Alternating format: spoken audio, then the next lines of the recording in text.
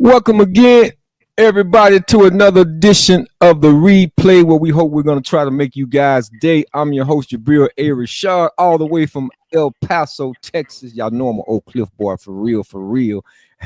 But, I don't mind that I-10 road, man. But I also got on here joining me, man, my co-host, as y'all can see to my far top right, Mr. Greg Ice Trade Lewis, all the way from Texas A&M. That Blinn Junior College frontal by way of the San Diego Chargers, as well as my guy, Action Jackson, Tim Jackson, all the way from Nebraska. Good evening to you, my brothers. Hello, I'm a Cliff brother as well. From the Cliff, the Oak. Yeah, wrap the Oak on it, say Oak Cliff. I'm with you all the way, my brother. Absolutely, man. Welcome into another edition of the replay, guys. Where we're gonna recap what happened. We're all live, of course. So anybody want to come on and chat with us, have a little fun, talk a little bit of sports, feel free to do so. Before we get a chance to recap anything that went happen this past weekend, make sure y'all have downloaded that app. It's absolutely free, Al Islam Worldwide TV, and that's where you're going to find the Wise channel. And like I said, it's absolutely free. So do us that solid. Don't take number 2 seconds. Not literally, but you know what I mean.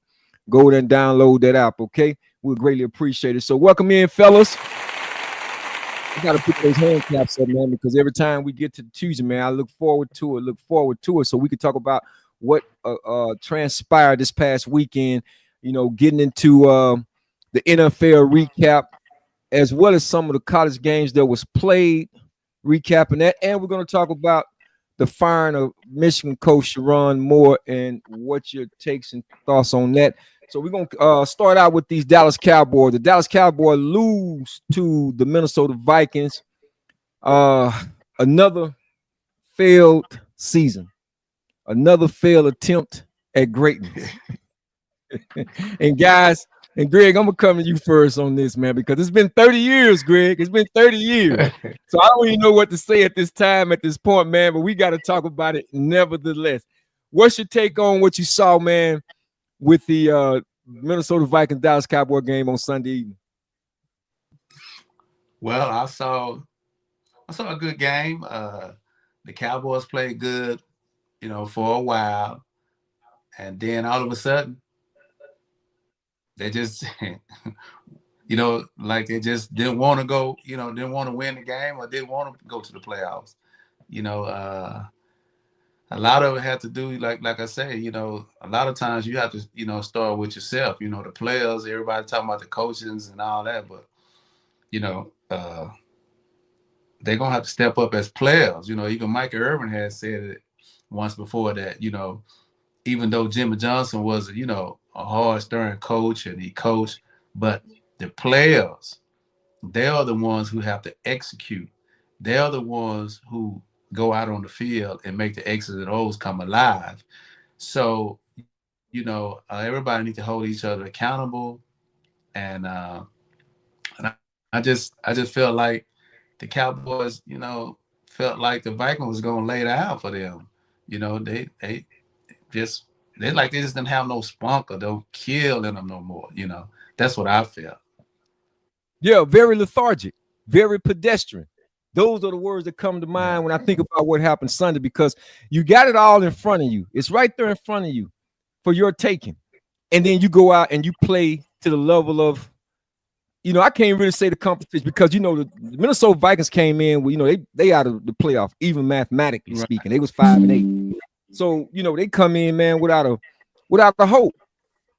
Prayer, but they're trying to finish the season. Look at their young McCarthy. Cowboys in front of them, man, that they could have been playing for.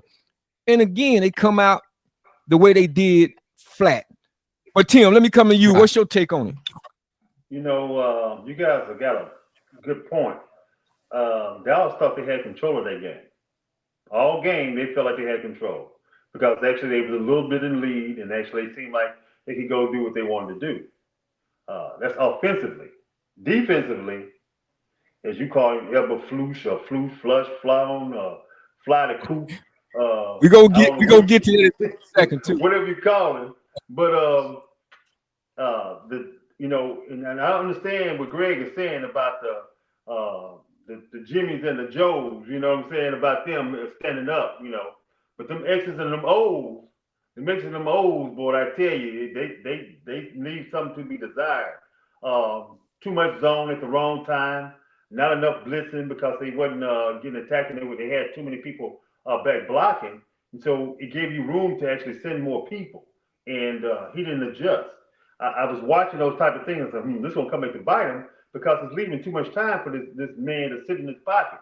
He's not even moving out the pocket. You move him out the pocket, he gets flushed. And of course, a couple of times he even able to run because of that. But still, he don't like being rushed. So and that would have scattered him. You know, did some things. He was nothing clever about their defense. The defense was like they was Cowboys. We get up here and we can do what the heck we want to because we better than you. You ain't better than Minnesota in that way. Not that good. So you need a way better scheme than they had the other day. And then again, like you guys said, they didn't come to play. They came to just think they was gonna win if they just did enough, and they did not do enough. Yeah, we are live right here on the replay. Shout out Sherry Peace. Thank you for joining us, Sherry. And also thank you. Yeah, I celebrated my birthday on yesterday, so I want to thank everybody that wished me happy birthday. Definitely. So yeah, Tim, you absolutely right. Yeah, you know, again, you know, the Dallas Cowboys, you can't get emotionally invested. And I said that last year, and I stuck with that this year. Even though you want to see them succeed, you want to see them successful. You want them to go out there, man, and play to a level of excellent standard. That standard that Tex Graham set, you know, when they became America's team back in the 70s. And even during the Jimmy Johnson era, there was a standard that was set. And these players, of course, even though many of them probably weren't even born at the time, and those who were born probably have short memories of what the Dallas Cowboys, that whole mystique of tradition, what it stood for. I'm quite sure they have a video or something where they, you know, show these guys when they're coming in, you know, doing orientation or whatever it may be. You see those 5 Super Bowls in the hallways. And we ain't even talking about the ones that they went and played for and lost in those. I mean, you see the mystique. I'm quite sure they've shown a video, had to those who are, you know, who's coming and interviewing for a job. And to know, in the words of Emmitt Smith, how he stated last year, you're still living off of what we done back in the 90s, just in name only. I think it's just, you know, Cowboy Nation deserves so much better. And I would say that across the board for any NFL franchise that have been to the big dance on multiple occasions, like the San Francisco 49ers, like the Pittsburgh Steelers, like the Washington Commanders, like the New York Giants, you know, like the New England Patriots now and the Kansas City Chiefs.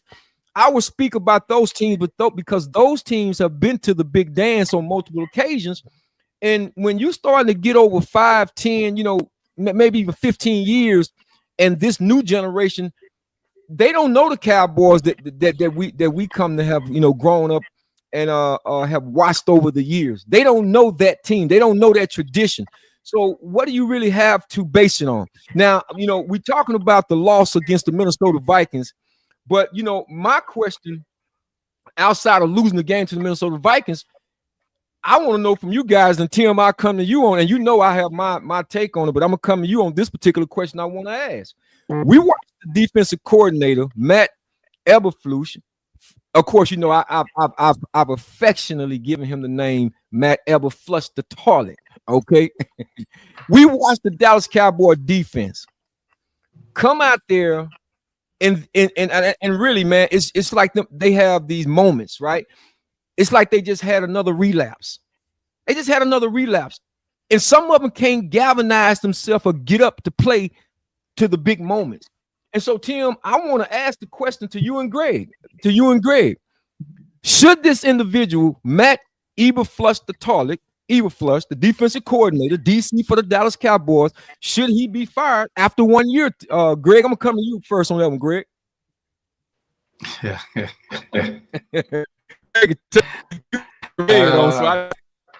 Well, I mean, the Cowboys started out, defense started out real, ugly this year. But I mean, it's hard to say, because I'm the type of person is, I if you put yourself as a defensive coordinator, so, it's gonna roll downhill. Somebody gonna take the blame.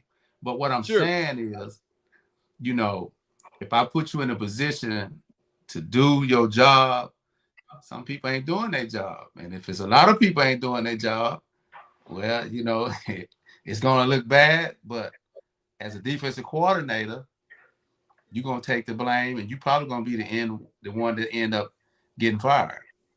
So more than likely. Yeah, more than likely. So yeah. So I mean, if everybody, if everybody offense, defense is playing bad,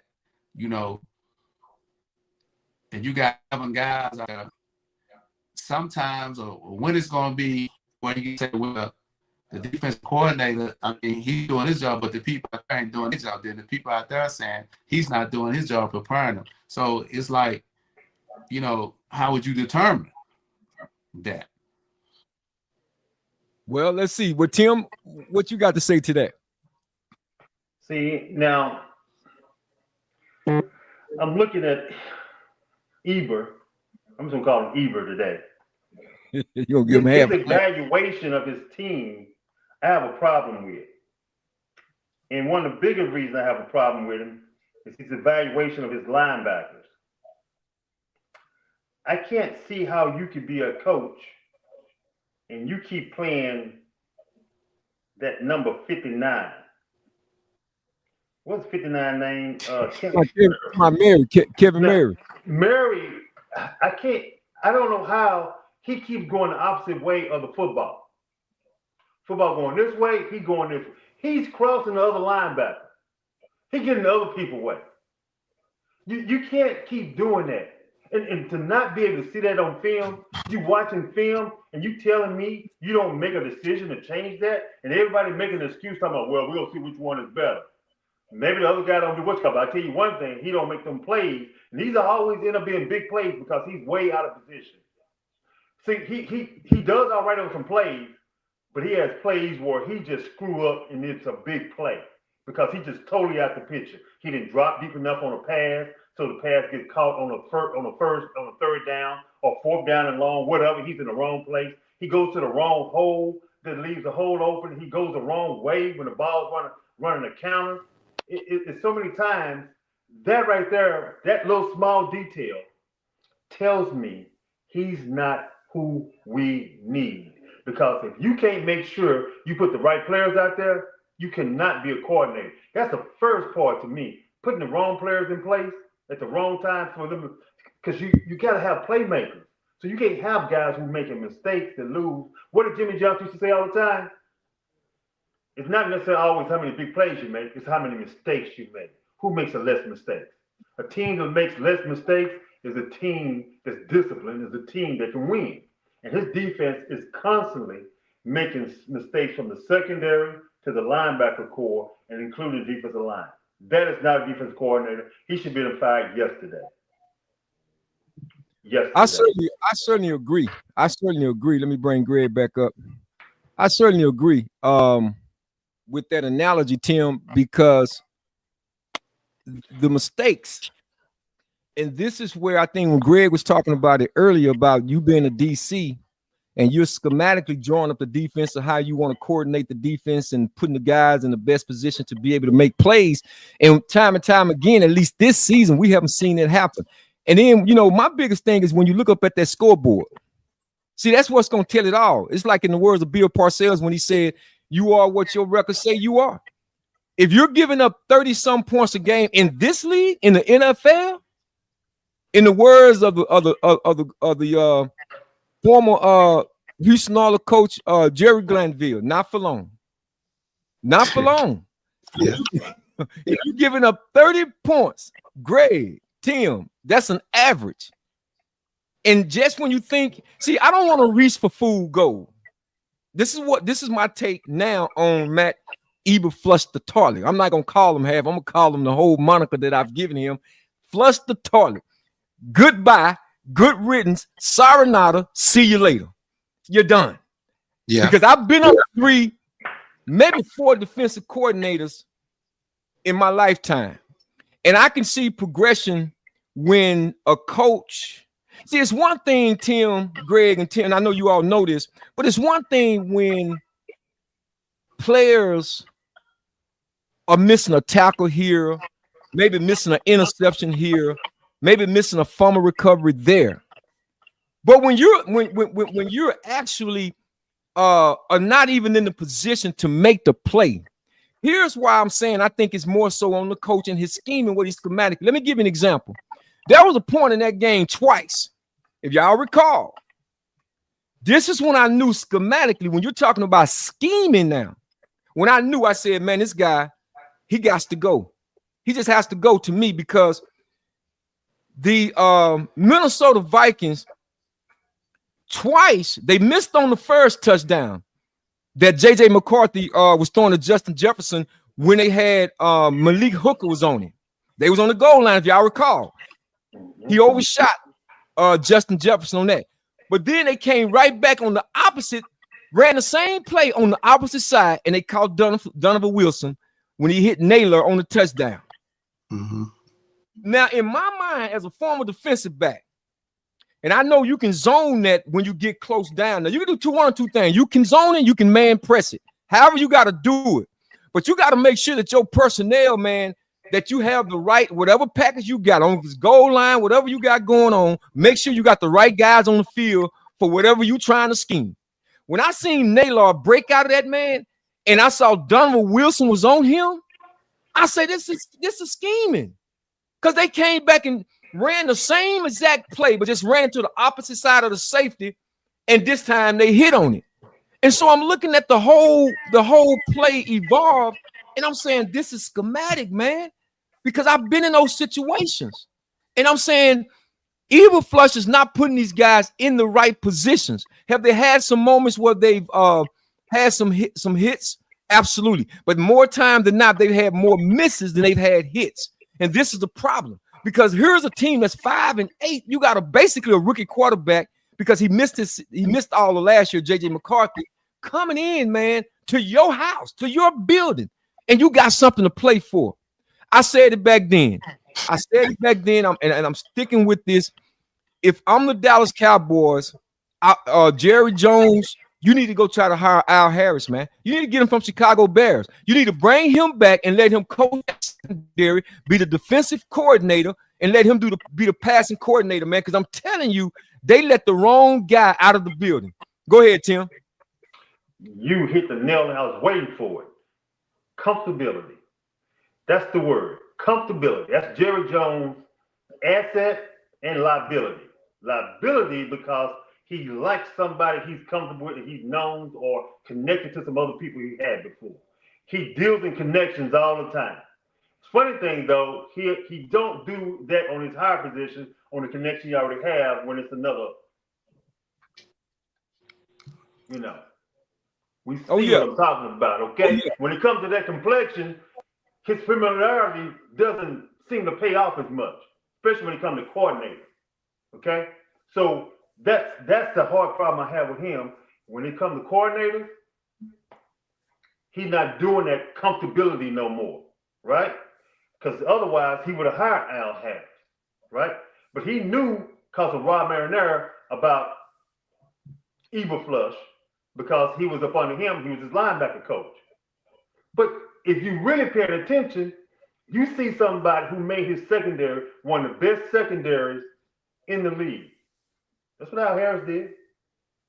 You hit people who've been successful. What does Eberflus come out? He's coming off of failure. He was in Chicago. He's failing. So he had to ball right here somewhere else, but he's failing when he comes to the Cowboys. Get somebody who's successful, who know what they're doing, and actually interview them about what they're doing. Schottenheimer's going to have to hire him a better coordinator. Otherwise, he's going to get fired. Well, you say what, Greg? If I were Al Harrison, I wouldn't come to Dallas. I saw you shaking your head.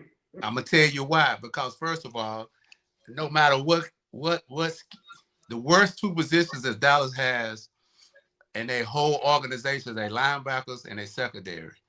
And I don't care who you put the scheme on to help them guys, whoever they line up on, 95% of the time, the guy that's crossing them is better than them. And so Al Harrison will be a great fit if Jerry Jones is willing to go out and get some guys that'll help them in the back, your second level and your secondary.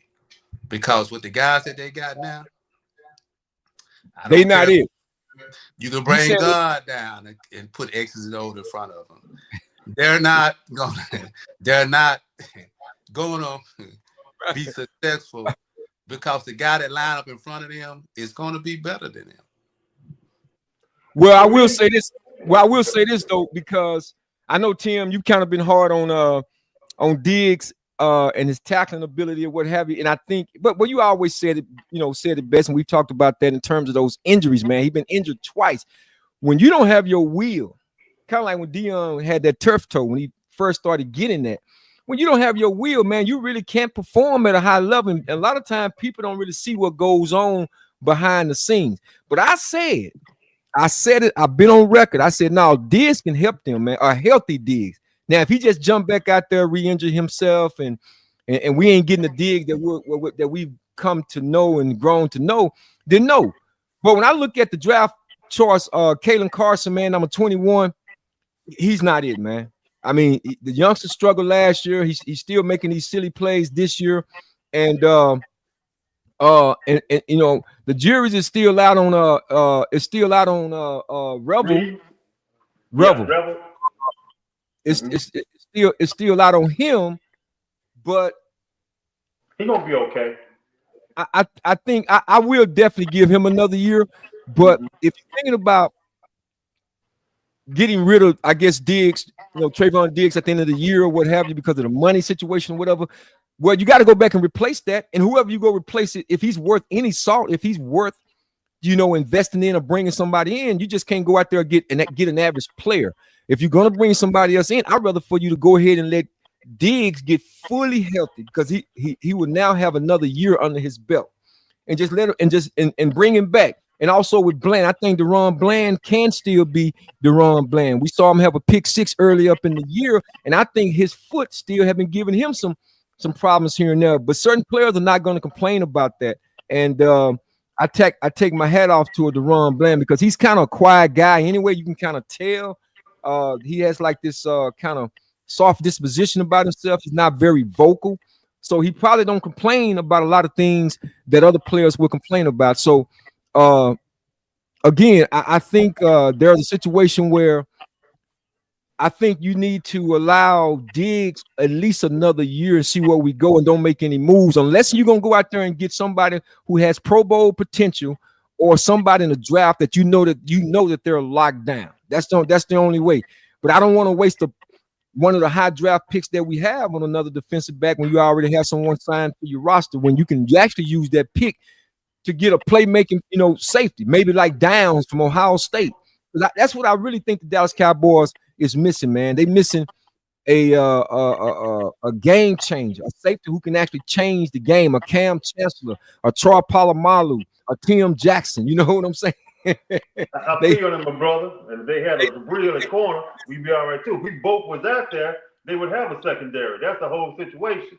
The deal is that there's a backstory to what's going on with Diggs, and it sounds scary. One is if he ain't totally healed, and this is just something I'm just thinking about, right? If he's not totally healed, he wants to get back out there and have an injury so he can make sure he gets his money, right? Two, if he's healed, then why don't he go out and practice like he really wants to play? That's another story. I don't know what's going on with Diggs and what's called, but I know one thing: him and Evenflush are not getting along. So maybe if you get a new defensive coordinator and you wait a year, like Jabril said, maybe he'll come back and they can use him in best. And maybe, it takes 2 years anyway, so he'll be a much better player next year regardless. He's gonna be a better player regardless. So long as that knee healed, but I'm wondering how healed is his knee because we're not getting a true story about his leg. That's what I really want to know. And if it's really healed, then he should be better next year, and we'll have a better player. We should keep him. Otherwise, they're gonna try to use that money that they get off of him. Probably won't cut him to June 1st. They'll probably keep him to June 1st, and then have to make moves after June 1st to get his money lower, so they can have more room. Well, again, on a final note on that, guys, I think Eberflush, he only needs one. I've seen enough. Again, maybe he builds on that. If they go out and get different types of players to fit the scheme or whatever he's trying to run, but I'm not very optimistic at this particular time. We shall see. We shall see. But let's turn it over to another team in the NFL. The Pittsburgh Steelers defeated the Miami Dolphins last night on Monday Night Football, 28-15. And guys, I want to ask y'all in reference to the Pittsburgh Steelers. First of all, do you think they're gonna win the AFC North? And should Mike Tomlin be looking for another place, no matter what happens after this season, Greg? I think they'll pull it out. No, I don't think he should be looking for another place. I just think that they need to find them a young quarterback and invest in some offensive linemen so they can get a running game. Yeah, I think that's important. Yeah. Yeah, so and that's a big part of the two most things they need is, get a young quarterback and look for some offensive linemen where they can get a running game. And because their defense, Pittsburgh, they're going to always have a defense. They got enough, people on defense to play good defense, but they need to be able to, kind of control, the offense, run the ball, be balanced, more balanced, They can't run the ball. They've like been the worst in the NFL and run the ball like the last 4 or 5 years, and this is not good enough. Then you have an aging quarterback, so you find your young quarterback, get you some linemen, and get your running game together. Pittsburgh will be fine. Well, I'll say this: you're right about that. They haven't had too much, man, since they allowed Najee Harris to get away. And they keep letting, good players get away, like the Le'Veon Bells and so forth. And they had, when you talk about the receivers, I mean, all the receivers, in the past that they've had. So I don't know if, it was a lot that was being, said regarding Mike Tomlin. And once again, we talk about a team like the Pittsburgh Steelers. They're the standard. But like I said, see the guys, them, the head coaches and defense coordinators, offense coordinators, they don't write the checks, so what you give me, I have to make the best of it. I can't make the decisions. I know these guys is great receivers, a great lineman, and I want to keep them, but I don't have the last word because I don't write the checks. All I do is coach. They put the players out here, they sign, and my job is to give what they give me. I have to put it together and win games, go to the playoffs, and win a Super Bowl. Well, chime in here, Tim. Let me hear what you got to say about Mike Tomlin. Do you think and I'm not saying because I was about to say, the Pittsburgh, Pittsburgh Nation want Mike Tomlin gone because of the standards that they've set. Of course, we know the history regarding Pittsburgh Steelers, but do he want to be back? That's the whole thing. Maybe he may feel like he need a new change, a fresh start, a change of scenery. Well, that's a nail on the head. Does he want to be back? Does he feel like they're going to give him the things, some of the things that Greg mentioned? Are they going to give him the tools he needs to actually get back to Super Bowl contention, to be a real Super Bowl contention, instead of somebody who wins and seems to make the playoff no matter what you got, right? So he's getting the most out of his players and getting to a position, but not to a team that can win. And he doesn't have what he needs, right? He don't have the receivers. He have one receiver. He don't have two receivers. His line don't block well enough, right? And you got Aaron Rodgers. He needs some blocking. That's who you had this year. So there's a lot going on with the personnel they don't have. And so, like you said, the biggest thing is line, so they can have a running game. And then as we go on, even this year, they should win out, but they still got, they got Detroit and they got Baltimore to play. And then you got to play Cleveland. But they got Detroit and Baltimore. That's going to be formidable. What's called? But Baltimore, who's one game behind them, got Pittsburgh, got Green Bay, and New England. So the path is easier than Baltimore, and they one game ahead of Baltimore. So, but if they lose to them, it's all depends. So in that, they should make the playoffs. They got the easier schedule than Baltimore does. Um, they have the opportunity to get in, but with what? And like you said, is this a situation that he wants to go back to? But the whole question he'll have to ask too, though, is there a better situation, and where is that? Where's the better situation at for him than Pittsburgh? Yeah, true. Well, to Greg's statement regarding investing in a young quarterback, absolutely. I really wanted them to draft Shedeur Sanders because I really don't like Shedeur in Cleveland. That's just my personal preference, and I think he would have definitely been an upgrade over Mason Rudolph. But with that not being the case, Aaron Rodgers, he seemed to reach back in the fountain of youth last night. I don't know if the sign of Phillip Rivers starting against the Seattle Seahawks had anything to do with that, but he was 23 of 27 for 224 yards and 2 touchdowns. Of course, Tua he didn't fare that well. I mean, he was 22 of 58 for 253 yards, 2 touchdowns, but they kept talking about Tua and how they was able to win the last few games based on that Texas A&M running back Shane. I can't always pronounce his name correctly, but that's how they was able to win these last few weeks. But the Steelers did what they needed to do in order to maintain the number 1 seed in the AFC North. I think they will hold on, guys. I think it's something about playing the back end of that schedule. I think when you have someone like Aaron Rodgers at the helm, I think with his he's a 4-time league MVP player, Pro Bowl quarterback, and a Super Bowl champion. So the experience is there. And maybe again, Phillip Rivers coming back at 44 made him, had an opportunity to look in the mirror and say, you know what, I can do this. If this is my last season, my last rodeo, let me go out and play and perform better than what I've been doing. I think the Steelers will do that. I think Mike Tomlin have enough in the tank to be able to do that.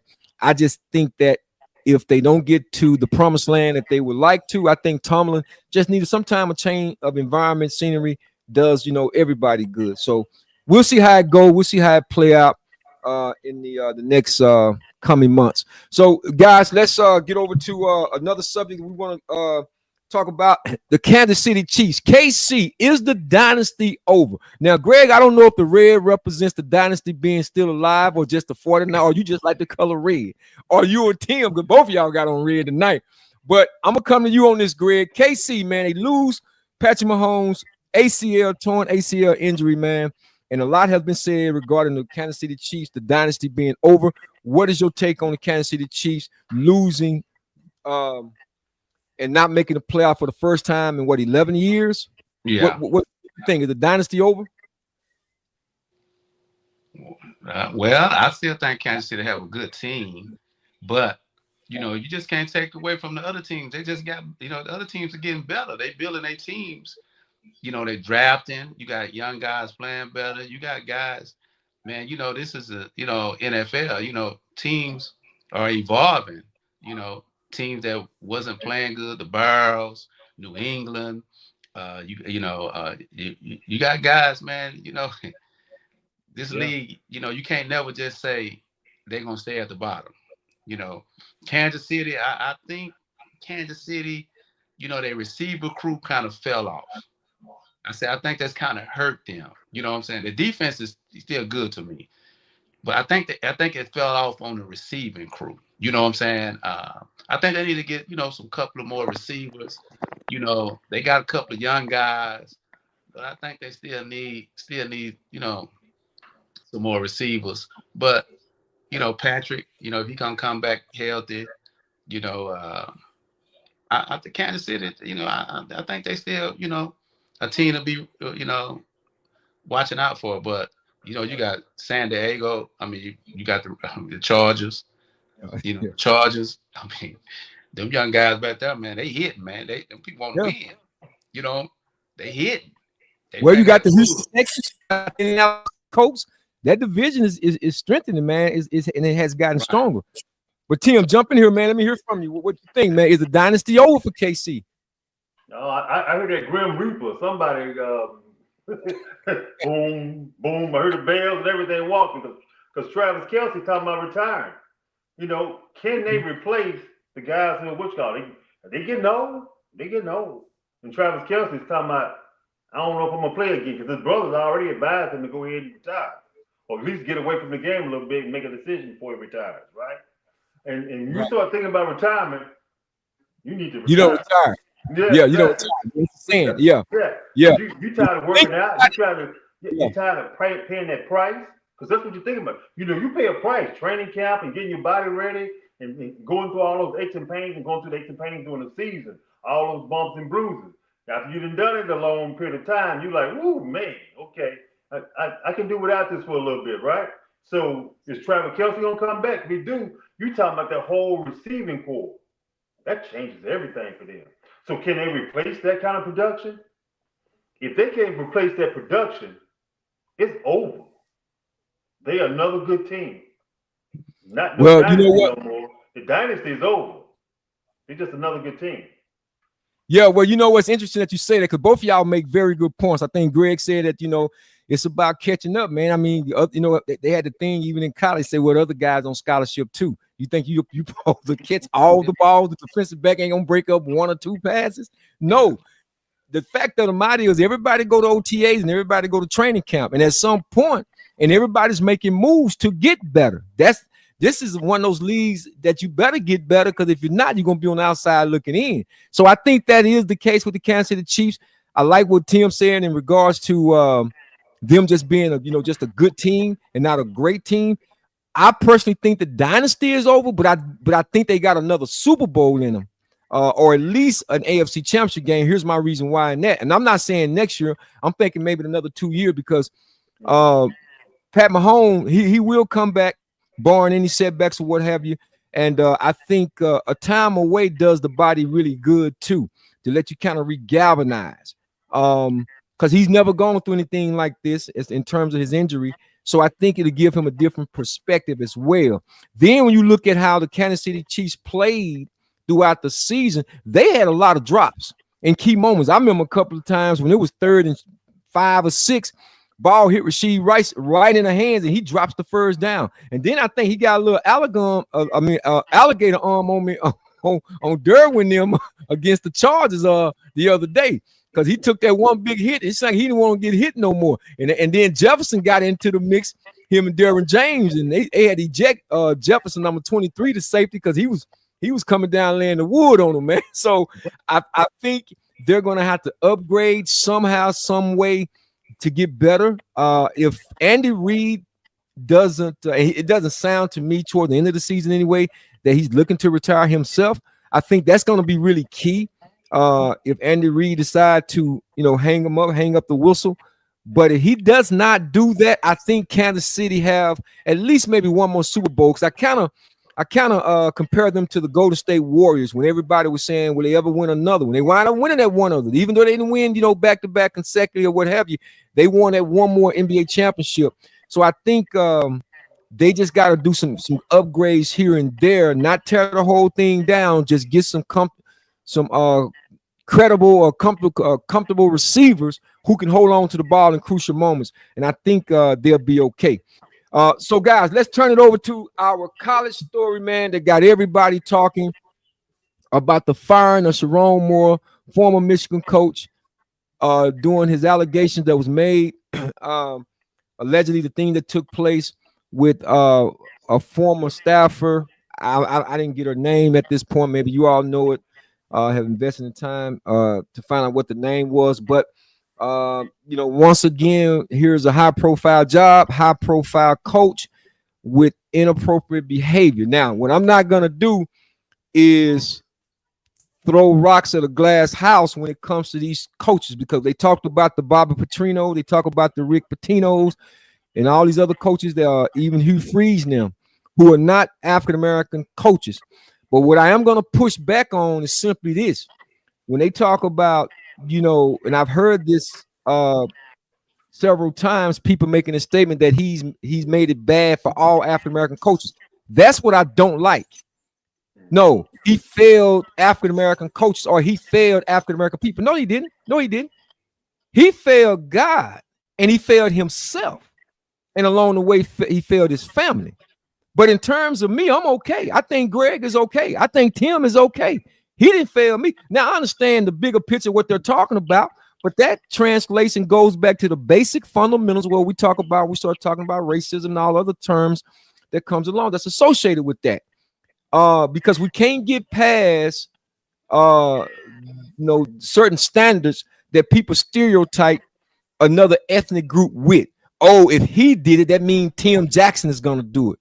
Or if she did it, that means Jasmine Crockett is gonna do it. That doesn't mean that. You're talking about individual behavior and character traits. That's what this boils down to. Now, unfortunately, I have a powerful painting picture. I put it up on my page, my Facebook page. It's called the Knowledge is Key. That was painted by a brother named Wack. And I thought this was a powerful piece, man. So I bought the piece back in early 2000, but it shows a guy who's he look like he's chained up like a slave. He's in change, and the padlock is below his waistline, and the key is in his mind. And I always talk about the base urges of African American people, particularly African American men. We have to be a lot more wiser. We have to be a lot more methodical. We have to be a lot more discerning when it comes to situations like this, because the eyes are always looking. They're always watching, especially in the nighttime. And what's done in the dark usually is going to come to the light, Tim, Greg. And this is what happens. This is exactly what happened, because from reports that was being reported, the administration didn't really want more in that position after Harbaugh left, but there was Harbaugh's blessing him, crowning him, if you will, and he got the job, and he was doing a fine job, but he could not lock up his base urges. So, Greg, I want to come to you. When you heard this story, when this story broke, that Coach SHERONNE Moore was caught in the situation that he was caught in, what came to your mind? Man, he messed up big time. I always tell my nephews, and I always tell kids, in sports or anything that you do in life, always remember somebody's watching you. So you have to be careful about how you carry yourself, what you say. You have to be mindful of the things that you say and you do. Don't let your emotions, get in front of your thoughts. But in a situation like Moore was in Michigan, you talking about the Michigan Wolverines. You talking about big granddaddy's, college. You got a lot coming on with Michigan. You're gonna have to walk a straight line dealing with Michigan. And certain colleges, you have to walk a straight line. And in the position that he had, in the job that he had, man, and you knew all the rules going into signing that your contract. You knew what you couldn't do, what you can do. By you being a Black African American coach, your standards is going to be held higher and different. So you got to approach it like that. You can't make no type of mistakes recruiting, outside, anything like that. You have to be perfect. So, at the end of the day, he made a mistake. He have to, pay for the mistake, and hopefully that, he can come and get himself together, and hopefully somebody else will believe in him and give him another chance. Yeah, absolutely. Tim, what's your take on it? I'm not gonna go to my key word yet. I'm gonna hit that in a second. But he chose a Becky, and I have nothing against Becky. Just so y'all know, he chose a Becky. Then he chose a younger Becky with the good hair. Right. Well, I take that back. She's not a Becky. She actually is a Karen because she was singing loud to everyone to let them know, hey, no, no, no, no, no. She sung loud. She told on him. So that must be a Karen because she told, right? So you went from a Becky to a Karen. How you gonna go to a Karen? You know Karen tell on you every single time. So discipline. Discipline is the word. That's the word. Discipline, discipline, discipline. What do we teach in sports more than we teach anything else? Discipline. Say it again, fellas. Discipline. How many times can we say discipline? Because it's so important in every single thing we do. Success is connected to discipline. He just failed himself, like you said, Jabril, his family, God most of all, in discipline. He failed his players. He showed them that he didn't have discipline. You have discipline, now you execute. So you know how to execute on a football field. You know how to galvanize your team to win games, right? And you have discipline of your own self-urges, right? To put you in a situation, not only did he do that, he had a meltdown after that. He melted down, man. He go in there talking about he gonna kill himself, you know what I'm saying? Pulling out not and he break into a house, get himself put in jail, just to really make it bad. Ain't nobody, I don't know if we're gonna hire him after that. No, that's a police report, supposedly. I don't know if anybody gonna hire him after that. That's hard. But you know what? Yeah. We're forgiving people in the nation. But he wants to earn it. Because you know, we don't get it for free. He wants to earn it now. Everything he got to do now is going to earn it. He got in a prime position being in Michigan, and now he just gave that away. Gave it away. He gave it away. And you say, how he just totally just broke down and went into a melting pot. And you talk about, and they always had to think about playing in the snow. Well, he ain't just play in the snow. He went snowboarding. I mean, because he already had, one, European sister, and then he went and got another one. And they talked about how fresh he liked to look on the sideline because he kept that beard lined up. It's hard for me, like I say again, when it is such a struggle, Greg, Tim, for African Americans to get into those positions. And it's unfortunate that the situation is what it is, but the standard has to be the standard.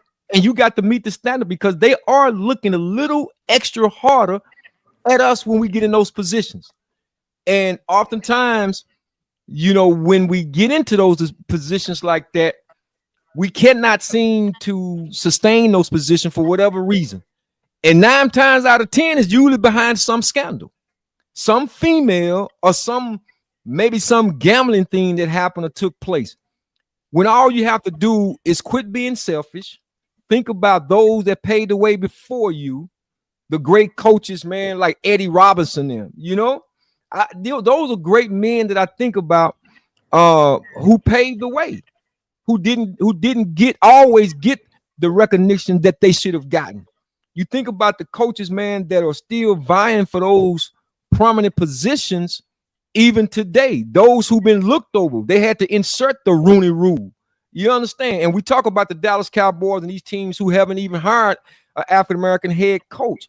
You set us back 5 or 10 years. I just have to push the narrative back that he failed us. No, he failed God and he failed himself, because there's enough information out there for people to go out and research, Google it, AI, however you got to get your information to go out there and see the blueprint that was laid prior to you even getting that position to be the first African-American head coach at a Power 5 school with such a prehistoric reputation and all the things that university represent. For you to get that position, I think is very, very selfish. I think that, however you want to look at it, I mean, I do believe in second chances, even third chances. That's not what I'm saying here at all. I'm just simply saying we got to be wiser. And if you go to my page, you will see my art, the picture that I put up there. Knowledge is key. Knowledge is always key because we are supposed to search for knowledge from the cradle until the grave. Knowledge is universal, 365 days out of the year, 7 days a week, and it's nonstop. If you're not learning, then you're becoming stagnated. And I don't believe in stagnation. I believe I should be learning something every day, every day. So yeah, Before you go, it's sad on all levels. For something like that to get out, man, to happen. But as they say, what's done in the dark will soon come to light. Guys, we got to transition. I would love to be able to talk more on that, but we got to get into this Prairie View PV game that happened at the Celebration Bowl down in Atlanta. Big controversy, man. South Carolina State fought their way back. They was down, I think, 3 touchdown, if I'm not mistaken, fall back, went into 4 overtimes. And then all of a sudden, there was a controversial play on a 2-pointer where the receiver named Tyler was supposed to have crossed the goal line by, I mean, when you're talking about a small margin or the tip of the football supposed to have scraped the pylon, and they gave him a 2 conversion to win the game. I went back and saw the replay, ground level and above, and it does not look like he got in to me. He laid his left hand out, but his right hand was still securing the football as he was going out of bounds. So, Tim, what did you see and what came to your mind when you saw that play? Oh, I guess a controversial play. yeah, he didn't get in, and I thought they should keep playing on. Whatever, in their tiebreakers, whatever they kept doing. The sad part was about it, I think PV left them off the hook. That's the sad part about it.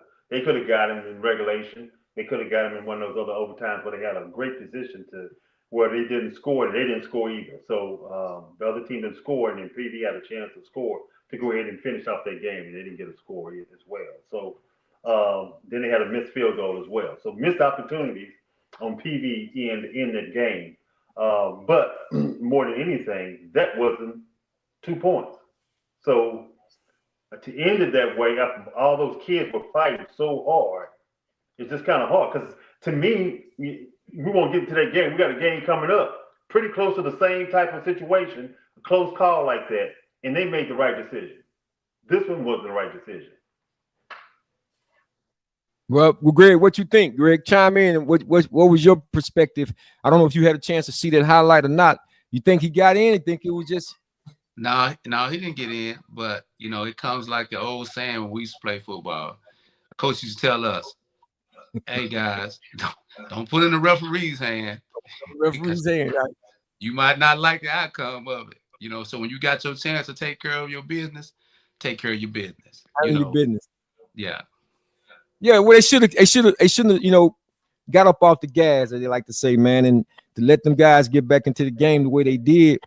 They had a great season, man. Nothing to be ashamed of. Hold your head down about.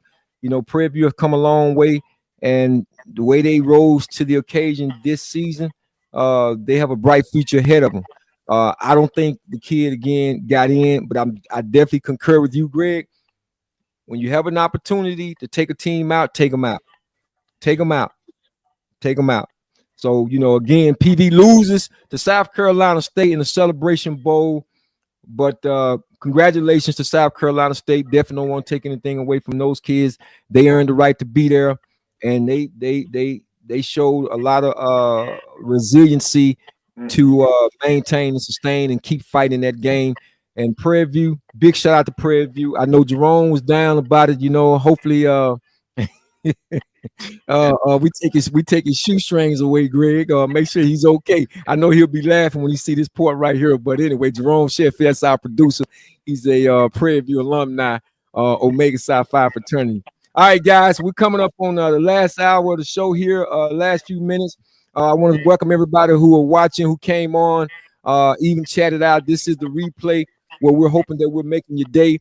Don't forget to go over to the store, download the app. It's absolutely free. Al Islam Worldwide TV, where we stream over 120 countries and have direct engagement across the United States. You will see us on Roku, Apple TV, iPhone, as well as Android phone and Google Play. We are in the building. Stay tuned. We got a lot more coming in the future. Definitely. Black Cotton Productions. We got next, as I'm saying right now, in 2026. So, guys, before we get out of here, there are 2 other topics we got to talk about, and I want to talk about this Texas high school football. I read something recently, Tim, Greg, in referencing something that NFL Hall of Famer Warren Sapp said. He said Texas football is just fake football, right? Yeah, right. I don't even want to address that. But anyway, I think you got the best teams that are playing right now. Shout out, to Duncanville Panthers, South Oak Cliff Golden Bears, as well as the DeSoto Eagles. Those DeSoto Eagles, Greg, we talked a little bit prior to the show, went in, knocked out South Lake Carroll. They was went in as an underdog. They was playing the Blondes. I call them the Blondes, South Carolina Blondes.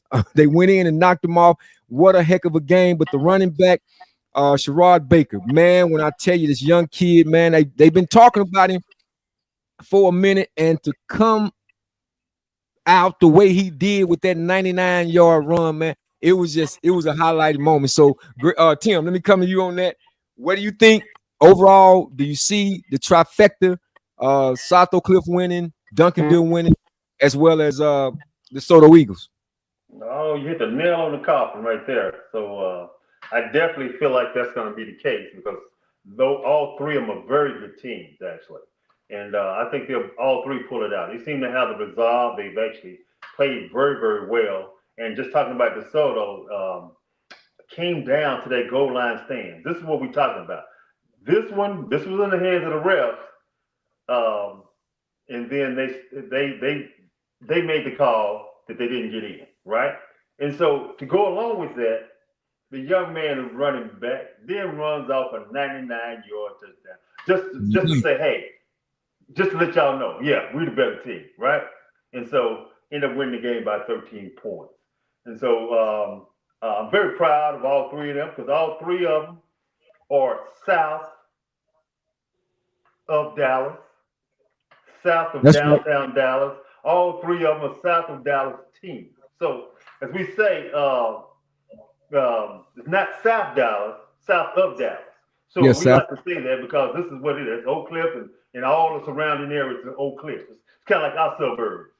So Duncanville and DeSoto, suburbs of Oak Cliff.